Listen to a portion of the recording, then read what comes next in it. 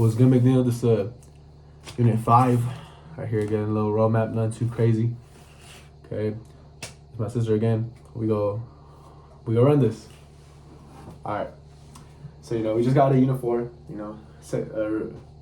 regional tensions are pretty hot. Time period for this is 1848 to about like 1876, 77, okay, about-ish. Right. And right here is where, we get introduced to the idea of manifest destiny, which, in history is just defined by, it's our God-given right as Americans to expand westward, from coast to coast, from Atlantic Ocean to Pacific Ocean. That's it, okay? It's simple. And then, and move forward a little bit in the time here, or I guess not necessarily a little bit forward, but in 1823, a little before it, that's when Mexico, for context, declares independence from Spain. And then they also have Texas, but they ultimately give us that land. We're like, okay. But the thing with Texas, they're like, we'll give it to you, but as long as the people living in there must be Catholic, and secondly, no slaves. We don't mess with slaves. We're Catholic. We don't mess with that. And they're like, all right, bro. You got it. Give us our land. So we don't really necessarily do that. And it's not until a couple of years later, 9 years ish, sometime in 1836 ish or so, their general Santa Anna pulls up, and similarly to back in Unit 3, where salvation and neglect, we weren't doing it. We weren't listening to our taxes, and then the British started enforcing more rules with the taxes and the Navigations Act. They were more strict. Santana was being a lot more strict with us too. This basically ultimately kind of started the Mexican American War, just the beef at least. And with these two battles at least, we have the Battle of the Alamo and the San Jacinto. And it was the one of the Alamo. This wasn't about that was 1836 when they declared independence. Apologies. But the Battle of the Alamo was Mexico slamming us, they jumped us, and we lost a lot of guys. And right, it was just that. Yeah, no. Why did that battle happen? Or that happened. It wasn't on the blood of American soil. Yeah, that was up until later. Yeah, popes and diplomat. Because we weren't respecting their two laws that we said. So they ended up doing siege warfare on us, which is just they surrounded us. And those two laws just being that, a lot of us, at this time, just Christianity was a big thing. And although, Catholicism falls under, Christianity, it's not literally, but the main thing was, especially in the South, Texas, slaves. Had a lot of slaves, right? So that's why they were beefing with us, okay? Okay. And so that was the Alamo one. The one of San Jacinto, the other one, it was just us getting back at them, because we're not gonna get that. Although we're still a baby country, we're not gonna let the other country just push us around. Okay, that's just kind of getting our get back almost. Okay, and then we have 1844, which is where this dude James K. Polk gets elected, and he wins. So he's gonna be our president for a good while. Now we're moving officially into the Mexican-American War, and so that the Battle of Alamo and the San Jacinto one, that's what kind of leads us into the war. And in the beginning of it, Polk, our president, he sends out a diplomat to Mexico, and the diplomat goes and he's like, "Hey, would you guys be interested in selling California and New Mexico to us?" But because of that beef that we had, they're like, "Nah, bro, don't even talk. Get out." We get rejected. So he comes back, and because of that, I guess it kind of makes sense. No, I should mention it because this will ultimately intensifies everything. The diplomats, there's there's two rivers, the Rio Grande River and the Nueces. I'm not sure how you pronounce it, but just think of these two rivers, the Rio Grande and the Nueces one. And he's like, "Oh, are y'all down to make those our borders?" but they never say a straight answer. They're like, no, you just get rejected, right? So we get this middle area where it's undisputed. So James Polk, after hearing this from the diplomat, he's like, shoot, we gotta, what's the word called where you're like, dang, personally, I wouldn't let that slide. What do you call that person? He's an instigator. He's like, let's go instigate something. Let's not start it, but let's like kind of poke their buttons so that it looks like they started, kind of thing. And so what do I mean by that? What do? We get our general, we send our general, which is Zachary Taylor, to stir some things up in that, undisputed area. And obviously in that undisputed area, there's Mexicans there, but there's also Americans there. But, it's an undisputed area, so we're like, it's not their land, but it's not ours. And they end up shooting and killing some of our men, American men. So then right there, we claim it to be as, oh, they shot us. They bled American blood on American soil. So now we have the green light to go all out on them. Does that make sense? Like, they framed the narrative to be spun on the Mexicans, right? Or Mexico, I believe, right? And what goes on, and you're like, oh, heck no. And ultimately this leads to the Treaty of Guadalupe, Hidalgo, which my history just thinks that it's a dope name for whatever reason. But, we end up capturing Mexico City, right? And we end up buying more than half of Mexico's entire land for less than the price that we originally offered at the diplomat. Does that make sense? So like, say I'm not too sure on the numbers from that first time, but that first time when Polk sent the diplomat to Mexico, we offered like, heck, who knows, maybe like upwards of 20 million. Mm-hmm. Obviously inflation at the time. And they're like, no, don't consider it. We end up like finalizing it for what, 15 million? And we get like way more land too. We get more land for cheaper. So, and we beat them in the war. We get our egos boosted. So it's it's good for us. They get pretty like pooped on. Sorry, maybe I'm not understanding, but why did we get it for less money than we originally offered? Oh, that's a good question. With the war, if you win a war, the winner gets to boss around the loser. Cause like, hey bro, we just beat you in the war, and like, we're not gonna kick you out or anything, but like, come on, we beat you in the war, you got us with this price, sort of thing. And this is what happened with the French and Indian War back in Unit 3. We beat the French, and we're like, hey French, we beat you, y'all gotta dip, go back to your homeland. They're like, oh, I guess, because what are they gonna do? If they say no, we're like, okay, we'll shoot you because we already did it once. Okay, someone's proving yourself. But that's just the thing with war, and we see this all throughout history, especially right here. Mm-hmm. Right? So because we won, we bossed them around. You could argue that, we're not being completely heartless by just, okay, give us it for free. No, we're like, okay, give us at least, like, we'll give you some money, right? That's why we were able to buy it for cheaper, right? Because we won the war, we beat them. What are they gonna do, right? We get to boss them around, right? We capture them, have them inside, and then the citizenship, with the Treaty of Guadalupe Hidalgo, we give all Mexicans, or all people living in Mexico, like citizenships. But if you were a slave in Mexico, you didn't get American citizenship. So like a little like backhanded, but does that kind of make sense? So if you were just a citizen in Mexico, yeah, you got American citizenship. But if you were a slave in Mexico, meaning, you don't have citizenship in Mexico, you don't, but you're living in Mexico, you don't get American citizenship. Does that like make sense? Yeah, that makes sense. Right. After completing, okay, and I forgot to mention this when Polk got elected, but his whole campaign was, all right, I'm gonna get this land no matter what. You should vote for me, because after the proclamation line before, that's another thing I can talk about. But the United States has that history of winning a war, getting land, but legally not being allowed to get into. So that kind of like ticks Americans off. So with Polk, he's like, all right, if y'all vote with me and in my presidency, I'll make sure we get land. Manifest destiny. That's my campaign. I'm gonna make sure we get coast to coast. And now, because of that, we achieved it.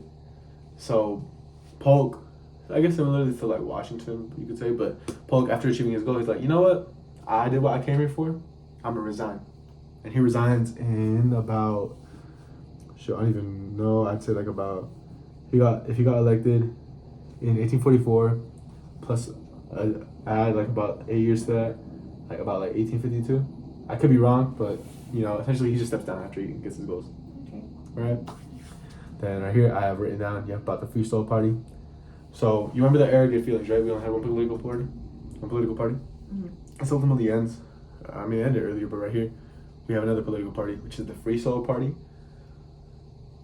All you gotta know for the Free Soul Party is that, kind of earlier, or with the other unit, I said that Northerners, I wouldn't say chill, but they were kind of like opposed to slavery. Abolitionists, they absolutely like hated it. They wanted to reform it, just abolish it. Free Soilers, they were very literally chill because they understood that it was a grand part of Southern culture and just like the United States in general, right? So they're like, okay, it's so prevalent now. We can't, even hope to probably imagine just erase it. But with these we should just stop it from expanding. We're chill with slavery, just don't expand it. We're not cool with you expanding it. That's all, right? And this can go in short right here. Think of, you have like 3 different views on slavery. You have the Free Soul one, which is like, we're chill with it, just don't expand it. You have the abolition one where we're like, oh, slavery is bad, let's just destroy it, okay? Don't care how long it takes, just destroy it. Then you have the South where we're like, no, it's good, we give them homes, they help us, they help the economy, right? Mm-hmm. So very much depends, I guess, on your political party now with the Free Soul Party, but also where you're located at. Cool. Not too important, but notable, the Wilma Proviso, which is just a proposed law. Oh yeah, the Wilma Proviso was a proposed law that's saying, you guys know all the land that we won from the Mexican-American War? We should make it so that it's no slaves. But obviously, like, with that many southern states, they're like, yo, what the heck? We're not gonna do, no, we're not doing that. So it was proposed, ultimately never passed. Yeah. Okay. And move forward in about like 18. I'm sorry, who proposed that law? Or like it was just like by the Free Soul, or it wasn't a political party. It was the House of Representatives, or I believe it was either House of Representatives or Congress. Okay. A part of the legislative branch. Okay, who in particular? I can't tell you that with certainty, but yeah, apologize. Oh, right, he was actually he resigned like in 1847, 1848, because in 1848 was when Zachary Taylor, the dude who went into that like undisputed area, stirred things up. He becomes, because of his fame from the Mexican-American War, people are like, oh, yo, I mess with that guy. He's a war hero. Let's make him president. He becomes president, right? And in 1848, and Zachary Taylor, he proposes that California and New Mexico are free states, right? But then the South are like, no, dude. Like, if they're free states, that's gonna do the imbalance thing. Measure and compromise. Remember that? Mm-hmm. Imbalance. And then if there's an imbalance, you guys have more power, and we're gonna be weak. We're gonna be like we're gonna be weaklings. Like, come on, no, I don't want that. Okay. But then Henry Clay comes again. Remember that guy? They didn't like the Grand Compromiser. Mm-hmm. He comes again, and what does he do? He does a compromise. With which one? What's this one called? It's the Compromise of 1850. So it's very similar to the Compromise of Missouri Compromise, but the Compromise of 1850 admitted California as a free state. Right. I did a few things. Most notably, let me just say right here, California is a free state. It said that in Washington D.C., which is located in Chesapeake and below Maryland, above Virginia, no slave trade happening there at all, because it's our one. It's like, no, it's not in the north. I apologize, forget that. It's our capital. It's not appropriate. No, let's not do that. New Mexico and Utah, these like more. We won all this territory because of the Mexican-American War, but the one closest to like the 3630 line that I said in the last unit, those we're gonna use popular sovereignty. And I'll get into that, and then the fugitive slave law. So I guess it's mainly those 3. So it admitted California as a free state, but obviously that one, it's all of it. It's not like it just gets cut off by 3630 line, right? So part of it was in that southern territory. But then Utah and New Mexico, they were admitted by popular sovereignty, which in the simplest terms is just that the people living in that territory gets to vote whether or not it wants to be a free state or a slave state. That ultimately emerged some problems when it comes to border ruffians, meaning that, the North hears that North wants the power. They want the power so that, the president comes in, the North has the power because they're free states. Or it's likewise, the South wants to have more slave states so they have the more power, so that, the likelihood of them getting a president in house that's on their side, it's more. So what did they do when they heard that New Mexico and Utah were, using popular sovereignty votes? North people, hey, Northerners, let's go into these states and then you guys vote for it to be like a free state. Southerners, hey, they're gonna vote. Go to these states and then vote for like to make a slave state. We have more power, right? So they would go, and a lot of times it was a violence, and ultimately they did kill each other. And then you had this one guy, John Brown, something along those lines. Question. What's up? How often would they vote? Was this like a yearly, each time a new president would come in? No, it was a one-time thing. It was a one-time. Oh, okay. So they're like, when they found out that they were going by votes, they would send people. Yeah. Okay. Yeah. It was a one-time thing. I actually could presidents every 4 years too. Yeah. But it was just like one-time thing, which again, even more fuel to the fire, intensified violence, right? And then John Brown was this dude that went against border ruffians because hey, this ain't right, and he would he's just doing history. He went on to lead rebellions to stop these people, and he killed a lot of people, but it was seen as a cool, heroic kind of thing because he was doing it for the right of his values and stuff. So it was cool. I didn't speak too much on the fugitive slave law. Fugitive slave law was, again, because of that 3630 line, they stated that a slave in here is that you're good, you're free. Doesn't matter if you come here and then you go over to the north, you're good. And this can ultimately, I can talk about Frederick V. Douglass, or apologies. The fugitive slave law was saying that,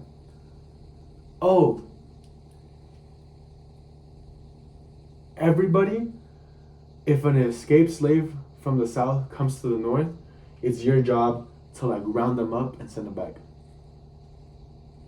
That makes sense? So, and this was opposed. Yeah, this wasn't liked. This was disliked by a lot of Northerners, right? Just like how California being admitted as a free state, ticked off a lot of Southerners. This annoyed Northerners because they're imagine if you're just a farmer, just trying to you're struggling to even make your way by. Actually, no, farming was kind of booming, right? But you're just trying to do your thing, and all of a sudden, you're okay, slavery, I don't think it's good, but it doesn't really involve me, so it's whatever. I'm just stay out of that. But now, because of the Fugitive Slave Act, you're telling me that now I legally have to, and if a slave gets tailored or trailed to my barn, I gotta do something, or else I can get in trouble, I can go to jail. So it took them off. You can imagine the struggle, bro, it wasn't even a problem for me before, and now it's all of a sudden it is. Was it adding more to their plate? They absolutely, right? And almost of them, it was pointless, right? What the heck? So that was just the fugitive slave law. The Compromise of 1850, yeah, it balanced things out, but Northerners didn't like the fugitive slave law. They didn't like that, slavery was possibly expanding. So Southern states didn't like that the California was made as a free state. So regional rivalry, not rivalry, just just tension, right? Just beef. All right, moving forward.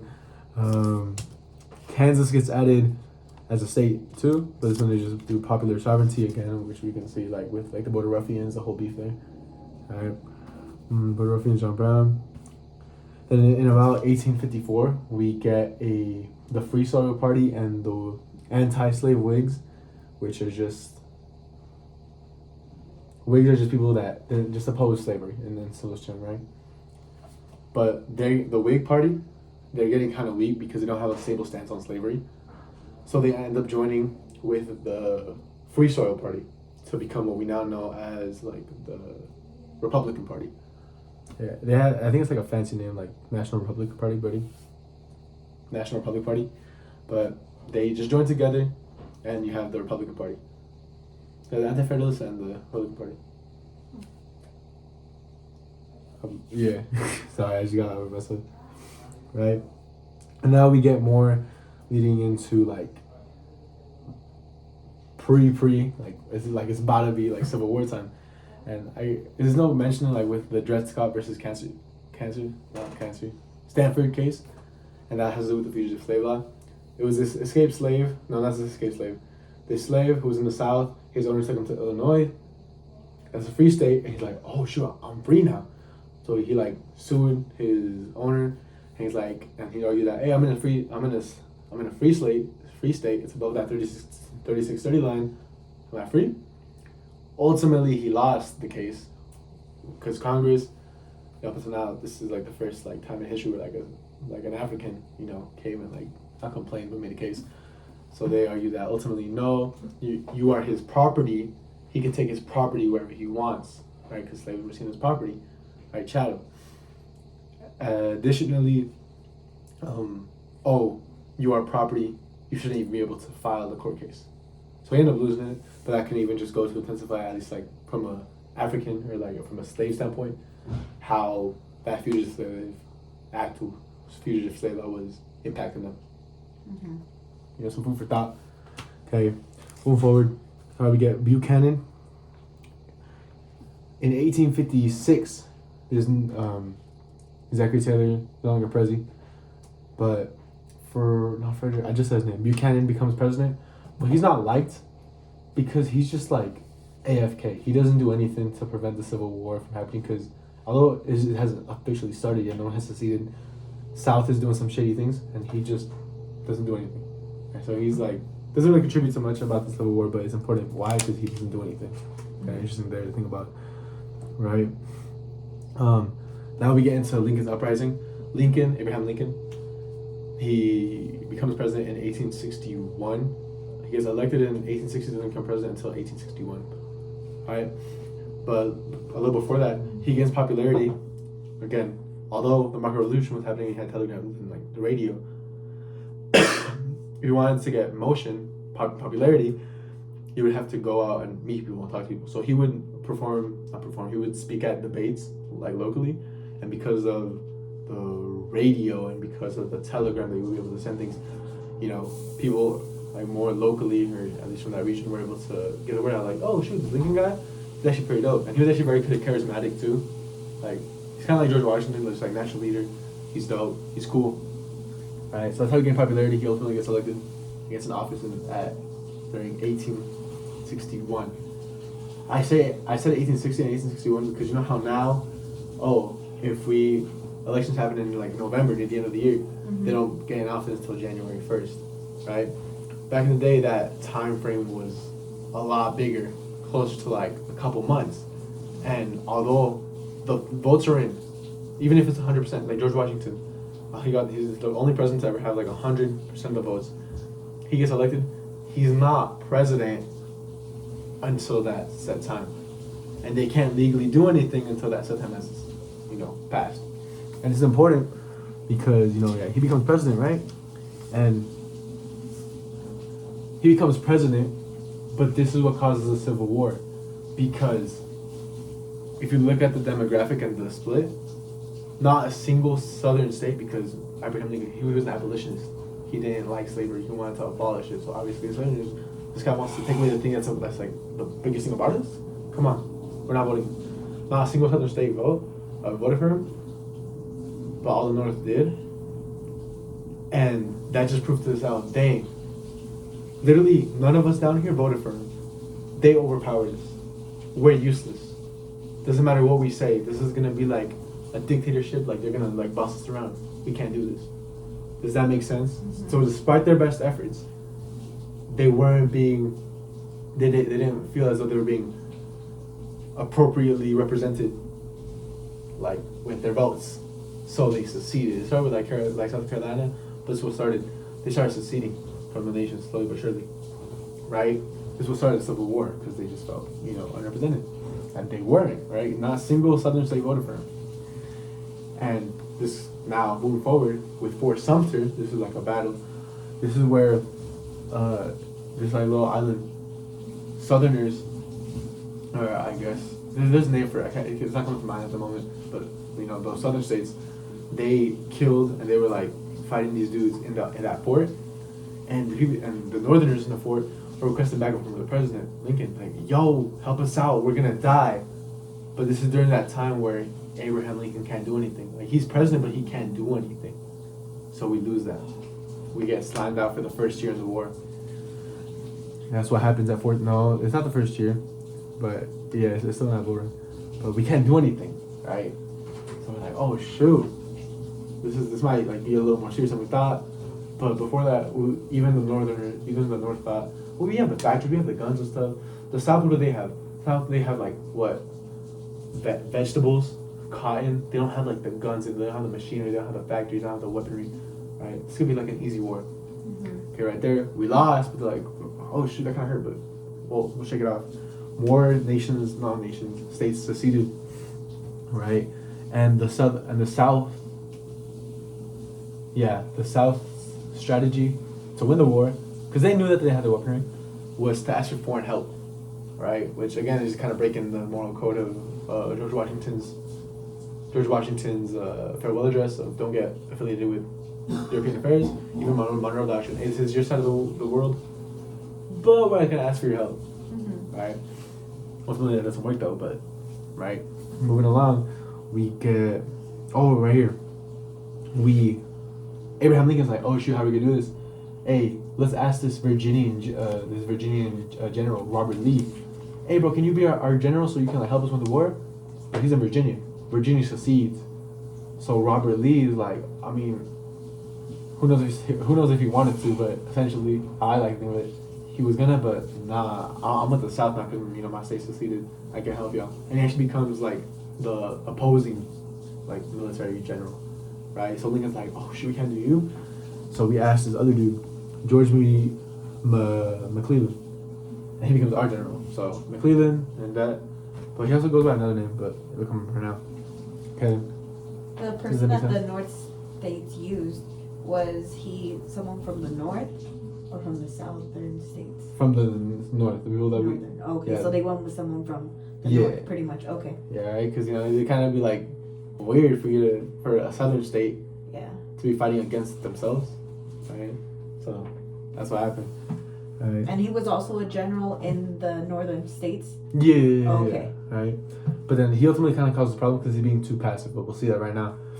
All right, then we have the first battle of Bull Run, and this one lasted 90 days. And was this the biggest one? No. Okay. We just lose a lot of guys in the span of 90 days. The South is winning, and this is where we realize that, like, dang, this isn't just gonna be like a short war. This isn't sweet. Like, dang, okay, we're gonna kind of humble you. Then we get our butt pounded again at the Battle of Antietam. This is considered the bloodiest battle of American history. 4,000 people dead, just like that. And no, this one. I apologize. I'm confused.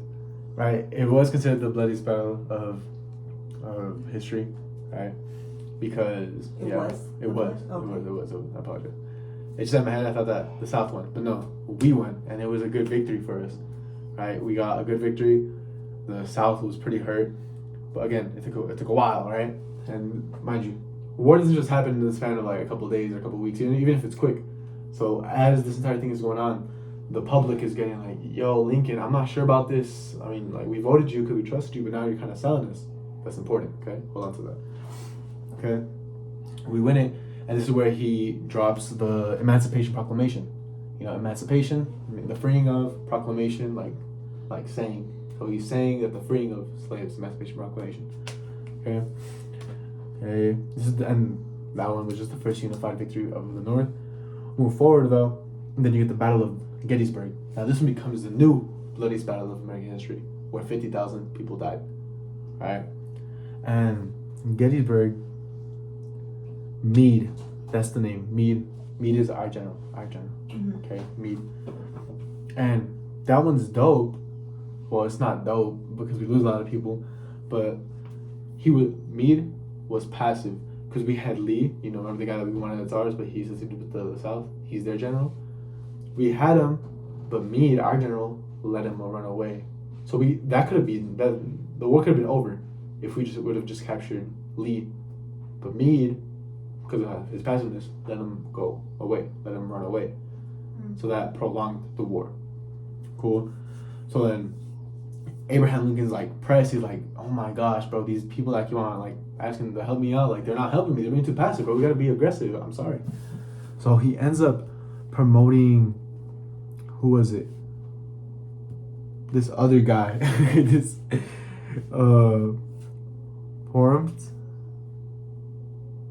Porant. I don't feel comfortable saying the name because I'm not too sure of that myself, but it's not Mean or the other guy, McClellan anymore. Okay, it's the Battle of Vicksburg. Got Ulysses S. Oh, I apologize. No, I was in the last name. Ulysses S. Grant. Okay, the Battle of Vicksburg is Abraham Lincoln saw this dude, Ulysses Grant. He's like, dang, he's really good. Hey, bro, come help me out. We need your energy. I bet. Okay, and then ultimately, what ends the war, or not what ends it, but the final battle, was the Appomattox courthouse one, and we ended up just surrounding and capturing. We captured the southern capital, and we capture Lee.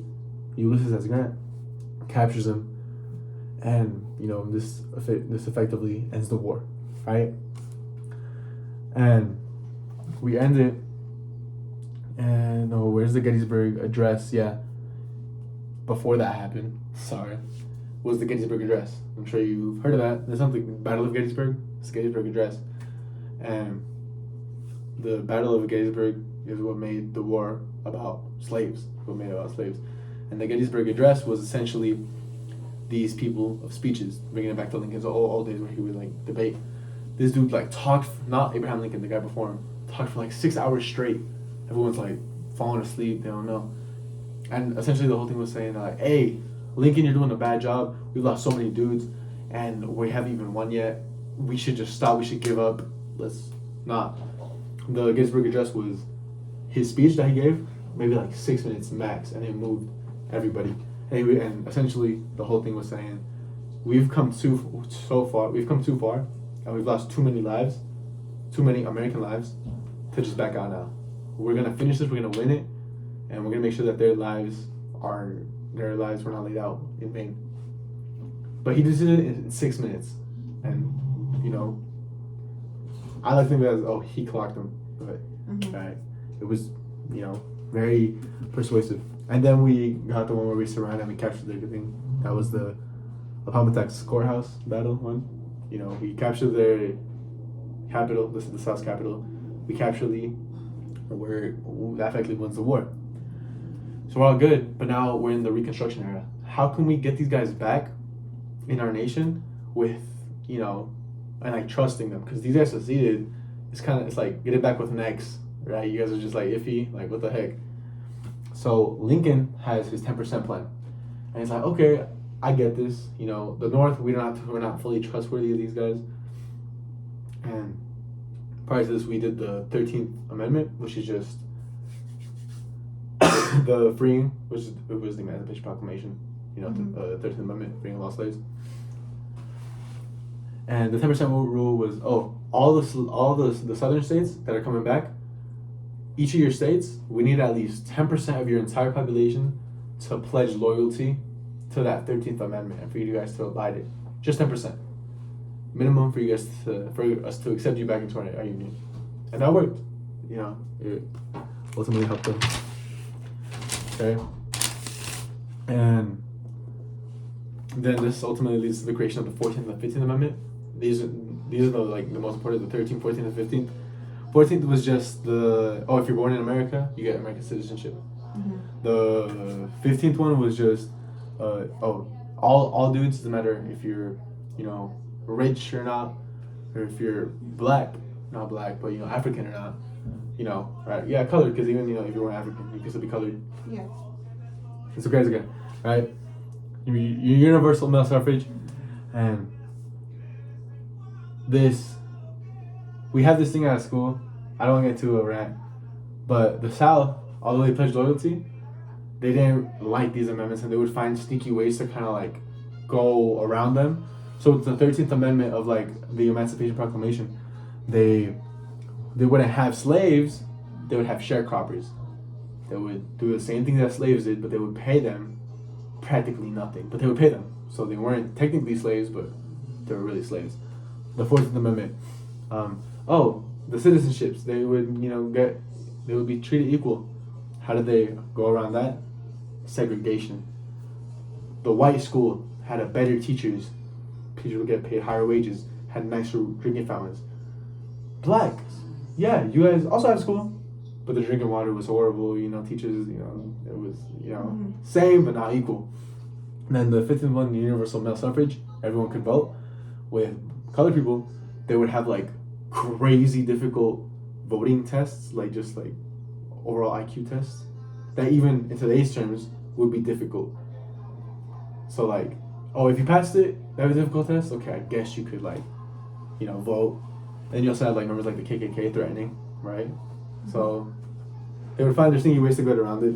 Because if you finally though, in this last little bit, Abraham Lincoln gets shot at Bronx's theater, not Bronx, but he gets shot by this guy John Wilkes Booth. I think it's he gets shot in the Wilkes Booth, the Wilkes Theater. Correct me if he gets shot by this guy. Why? Because John Wilkes Booth just doesn't like his opinions. That's what's scary about being a politician. If someone doesn't like your opinions, you could very well die.